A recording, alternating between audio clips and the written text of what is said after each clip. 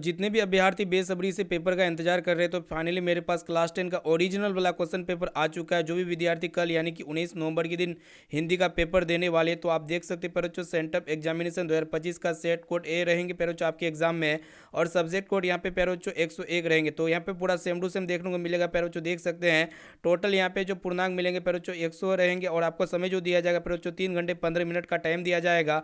तो ये question paper को अगर आप पूरा घोल के पी लेते हैं ना तो आपके कल के एग्जाम में एक भी पर्सन नहीं छूटेगा पेरोचो, क्योंकि ये हिंदी का पूरा ओरिजिनल वाला क्वेश्चन पेपर है। तो देख सकते हैं 1 से लेकर 100 तक वस्तुनिष्ठ प्रश्न मिलेंगे, जिनमें से आपको केवल किन्हीं 50% का ही उत्तर देना है पेरोचो ना। तो यहाँ पे हम आपके लिए उत्तर लेके आ चुके हैं। आंसर की फटाफट से एक एक क्वेश्चन का लिखते हुए चलिए पेरोचो।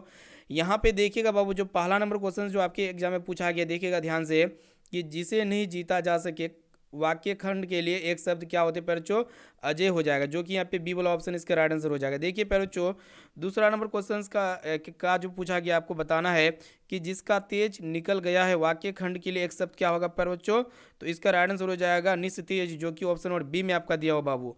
अब आइए बाबू देखिए यहाँ पे नेक्स्ट क्वेश्चन की तरफ बढ़ चलते हैं। देखिएगा यहाँ पे जो पूछा गया, आपको बताना है कि कायर शब्द का विलोम क्या होते पेरोचो, तो कायर शब्द का जो विलोम होते ना पेरोचो नीडर होते, जो कि ए ऑप्शन में दिया हुआ है। काफी इजी जी क्वेश्चन आया हुआ पेरोचो। देखिए चौथा नंबर प्रश्न जो पूछा गया है कि ज्योति शब्द का यहाँ पे विलोम बताना पेरोचो, तो इसका जो विलोम होता है ना पेरोचो तम होता है, जो कि यहाँ पे देख सकते हो ऑप्शन नंबर डी में आपका दिया हुआ है। अब आइए बाबू देखिए यहाँ पे पांचवा नंबर प्रश्न को देख लेते, जो कि आपके एग्जाम में पूछा गया, आपको बताना है कि जगत शब्द का विलोम ना पूछा गया है, तो जगत शब्द का विलोम क्या हो जाएगा पेरोचो, अस्थावर हो जाएगा, जो कि यहाँ पे ए ऑप्शन में दिया हुआ है। ए में आपको टिक लगा देना है। प्यारे बच्चों देखिए छठा नंबर जो प्रश्न पूछा गया, आपको बताना है कि पुष्प का पर्यायवाची शब्द ना पूछा गया, तो इसका पर्यायवाची जो शब्द होते पुष्प का जो क्या होते बच्चों, प्रसून होते, जो कि ऑप्शन नंबर बी में आपका दिया हुआ। बाबू देखिए यहाँ पे सातवां नंबर पर प्रश्न जो पूछा गया, आपको बताना है कि सरस्वती का पर्यायवाची शब्द क्या होते बच्चों, तो इनका जो पर्यायवाची शब्द होते हैं वागीसा होते, जो कि यहाँ पे ऑप्शन नंबर ए में आपका दिया हुआ प्यारे बच्चों।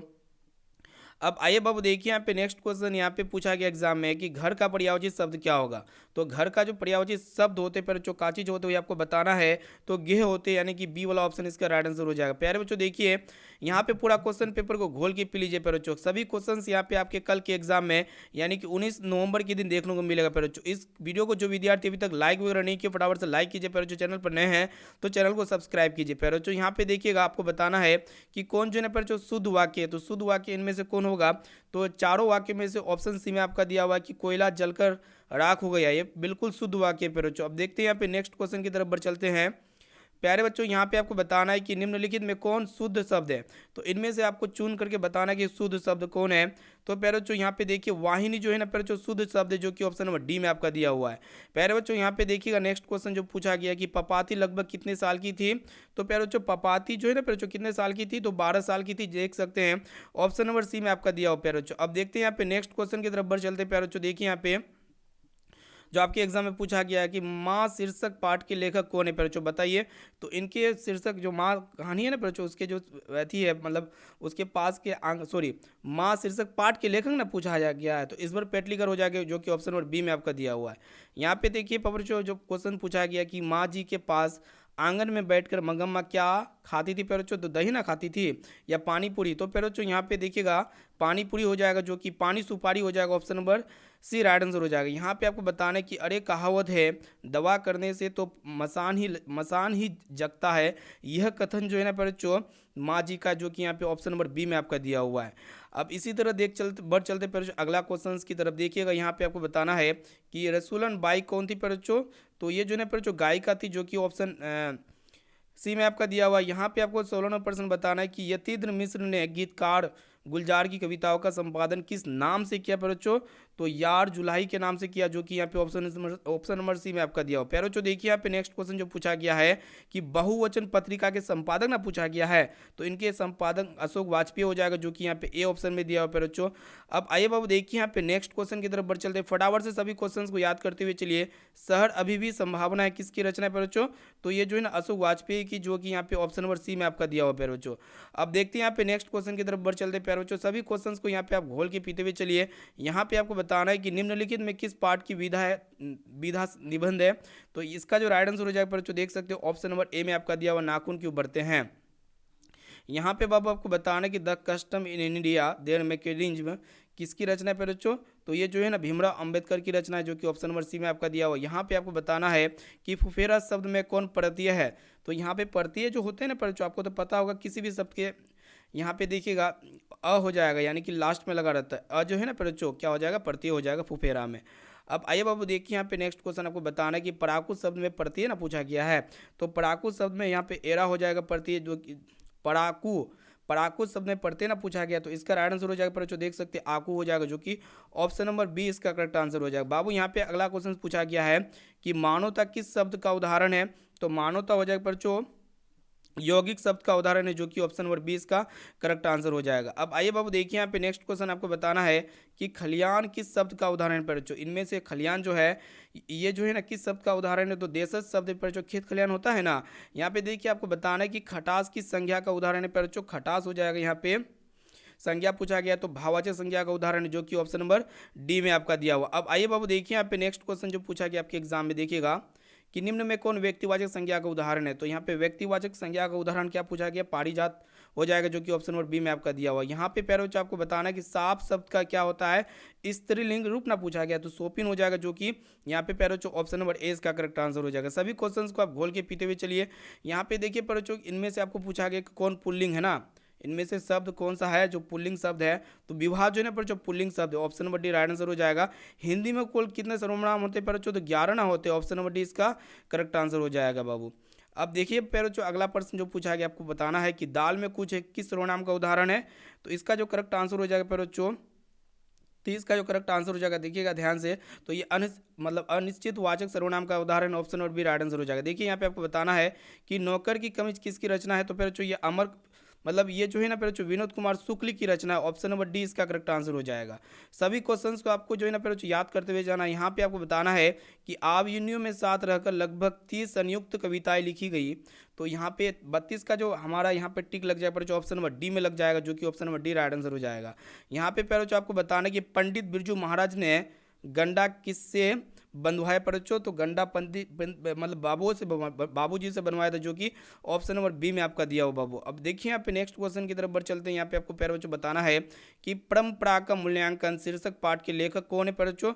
तो इसका राइट आंसर हो जाएगा परचो, देख सकते हैं ऑप्शन नंबर ए में दिया हुआ रामविलास शर्मा, ऑप्शन नंबर ए ही करेक्ट आंसर हो जाएगा। देखिए यहाँ पे नेक्स्ट क्वेश्चन आपको बताना है कि बहादुर जो है ना कहाँ से भाग कर आया था परचो। तो नेपाल से भाग कर आया था। यहाँ पे परचो ए वाला ऑप्शन इसका राइट आंसर हो जाएगा। अब आइए बाबू देखिए यहाँ पे नेक्स्ट क्वेश्चन जो पूछा गया आपको बताना है कि बादशाह अकबर ने जो सिक्का चलाया था उस पर कितनी आकृति अंकित है। ठीक है, किसकी आकृति अंकित है ना पूछा गया है। तो राम सीता की आकृति अंकित है, जो कि ऑप्शन नंबर सी में आपका दिया हुआ। जो यहाँ पे आपको बताना है कि प्राणी शास्त्रियों का एक ऐसा अनुमान है कि मनुष्य का अनावश्यक अंग उसी प्रकार का जड़ जाएगा जिस प्रकार की उसकी पूछ जड़ गई है। ये जो है ना किस पाठ की पंक्ति है। तो पंक्ति पूछ गया यहाँ पे नाखून क्यों बढ़ते से हैं पैर, ऑप्शन नंबर बी इसका राइट आंसर हो जाएगा। पर जो देखिए यहाँ पे आपको बताना है कि मैक्स मुलर ने किस रचना का जर्मन भाषा में अनुवाद किया पर, तो मैघदूत इसका करेक्ट आंसर हो जाएगा, मैघदूत, जो कि ऑप्शन नंबर ए में आपका दिया हुआ। बाबू यहाँ पे आपको बताना है कि नलिन विलोचन शर्मा के अनुसार महल और झोपड़ी की लड़ाई में अक्सर कौन जीतता है बच्चों। तो महल वाले जीत जाते, जो कि यहाँ पे ए ऑप्शन में दिया हुआ है। अब आइए बाबू देखते हैं यहाँ पे बढ़ चलते इसी तरह अगले क्वेश्चन की तरफ। देखिएगा ध्यान से, आपके एग्जाम में पूछा गया है कि धरती कब तक घूमेगी शीर्षक पाठ की नायिका कौन है। तो यहाँ पे इसका राइट आंसर हो जाएगा बच्चों, इसकी नायिका ना पूछा गया है तो सीता हो जाएगा, जो कि ऑप्शन नंबर डी में आपका दिया हुआ। यहाँ पे प्यारे बच्चों आपको बताना है कि रामधारी सिंह दिनकर का जन्म जो है ना प्यारे बच्चों कहाँ पे हुआ था। तो सिमरिया बेगूसराय जगह में हुआ था, जो बिहार में है। अब आइए बाबू देखिए यहाँ पे अगला प्रश्न जो आपके एग्जाम में पूछा गया, ध्यान से देखिएगा क्या कह रहा है कि किनके पिता एक प्रयाग पुरातत्ववेता थे बच्चों। तो यहाँ पे ऑप्शन ए में आपका दिया हुआ है, ध्यान से देखिएगा Sachchidananda Hirananda Vatsyayan Agyeya, option number A इसका करेक्ट आंसर हो जाएगा। प्यारे बच्चों यहाँ पे 43 नंबर क्या करा है कि एक वृक्ष की हत्या शीर्षक कविता के कवि कौन है, कवि ना पूछा गया है। तो यहाँ पे कुंवर नारायण है, ऑप्शन नंबर डी में यहाँ पे आपका टिक लग जाएगा ना बाबू। अब आइए बाबू देखिए यहाँ पे नेक्स्ट क्वेश्चन की तरफ बढ़ चलते प्यारे बच्चों। यहाँ पे अगला क्वेश्चन जो पूछा गया है कि जिम्नानंद दास किस भाषा के सम्मानित कवि है बच्चों। तो 44 का जो करेक्ट आंसर हो जाएगा बच्चों, देखिएगा भाषा के थे, जो कि ऑप्शन नंबर बी में इसका राइट आंसर हो जाएगा। देखिए प्यारे बच्चों, अगला प्रश्न जो पूछा गया कि बिछाक्षर किनकी रचना है, तो प्यारे बच्चों तो ये जो है ना बिछाक्षर, ये अनामिका की रचना है, जो कि ऑप्शन नंबर ए में दिया हुआ है। यहाँ पे आपको बताना है कि रेरन मरिया रिल्के जी के पिताजी का नाम ना पूछा गया है, तो इनके पिताजी का नाम सोफिया हो जाएगा प्यारे बच्चों, जो कि ऑप्शन नंबर डी में आपका दिया हुआ है। अब आइए बाबू देखिए यहाँ पे नेक्स्ट क्वेश्चन, यहाँ पे आपको बताना है कि जीजी विसा शब्द का अर्थ क्या होता है प्यारे बच्चों। तो इनका जो अर्थ होता है ना, जीने की लालसा होता है, जो कि ऑप्शन ए दिया हुआ है। यहाँ पे आपको बताना है कि बाबा साहब भीमराव अम्बेडकर का जन्म जो है पर जो किस परिवार में हुआ था, तो दलित परिवार में हुआ। तो यहाँ पे आपको बताना है कि महात्मा गांधी जी का निधन जो है ना पर जो कब हुआ था। ठीक है, बहुत इजी जो क्वेश्चन पूछा गया है, तो 30 जनवरी 1948 में हुआ था पर जो कि देख सकते हैं ऑप्शन नंबर ए इसका करेक्ट आंसर हो जाएगा। अब आइए बाबू देखिए यहाँ पे लास्ट नंबर क्वेश्चन को देख लेते हैं। आगे का क्वेश्चन अगर लेना चाहते हैं हम आपको बता देंगे। बिस्मिल्लाह खान साहब जो है ना 80 बरस से प्रार्थना में क्या मांगते थे बच्चों, तो यहाँ पे इसका राइट आंसर हो जाएगा बच्चों सूर्य, यानी कि ऑप्शन नंबर बी इसका करेक्ट आंसर हो जाएगा। इसी प्रकार यहाँ पे संपूर्ण पेपर लेना चाहते हैं तो आप हमसे संपर्क कीजिए बच्चों, हम आपको पूरा पेपर दे देंगे। तो पेपर लेने के लिए आप मेरा व्हाट्सअप नंबर नोट कीजिए। मेरा व्हाट्सअप नंबर है 6206076569। इस नंबर को सेव कीजिए। आप बोले कि सर हमको पेपर चाहिए, तो हम आपको पेपर प्रोवाइड कर देंगे ओरिजिनल वाला। तो बच्चों फिर मिलेंगे यहाँ पे अगले पेपर के साथ। जो विद्यार्थी वीडियो को लाइक नहीं किए तो वीडियो को लाइक कीजिए, चैनल पर नए हैं तो चैनल को सब्सक्राइब करके अपने दोस्तों तक वीडियो को जरूर शेयर कीजिए बच्चों। तो थैंक यू।